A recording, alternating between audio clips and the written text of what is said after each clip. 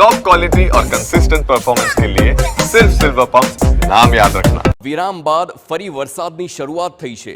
અલગ અલગ વિસ્તારોમાં જેમ કે છીપાવાડ હોય, મહુડી, દયારામનગર હોય ત્યાં વરસાદની શરૂઆત થઈ છે। ડભોઈના કુંઢેલા, ભીલાપુર, કડોદરા સહિતના વિસ્તારોમાં પણ વરસાદ છે। વરસાદ વરસતા રોડ રસ્તા પાણી પાણી થયા। વરસાદના કારણે વાહન ચાલકોને પણ હાલાકી ભોગવવાનો વારો આવ્યો છે, તો બીજી તરફ ખેડૂતોમાં પણ ખુશીનો માહોલ છે।